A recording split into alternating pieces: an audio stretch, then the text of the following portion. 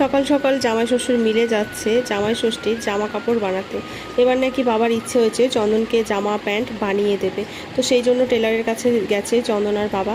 তো ওরা চলে এসছে, আর এদিকে মায়ের রান্নাও হয়ে গেছে। এখানে রান্না হয়েছে শাকের ঝোল, উচ্ছে দিয়ে মটরের ডাল আর পাট শাক ডাল দিয়ে।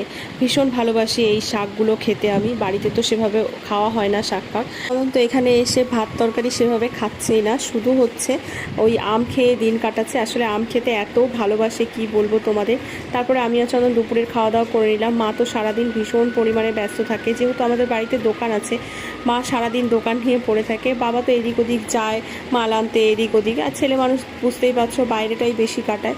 তো বিকেলবেলা আমি আর চন্দন একটু যাচ্ছি ষষ্ঠীর বাজার করতে। আগের দিন মা আর আমি গেছিলাম যদিও বা, কিন্তু তাও থাকে না চন্দনের যেগুলো কেনাকাটি সেগুলো কিনবে। আর এই যে জামা ষষ্ঠীতে কী কী কিনেছি সেগুলো অবশ্য বড় ব্লগে দেওয়া আছে, তোমরা চাইলে দেখে নিতে পারো। তো চলো, ভিডিওটা ভালো লাগলে লাইক কমেন্ট শেয়ার করো।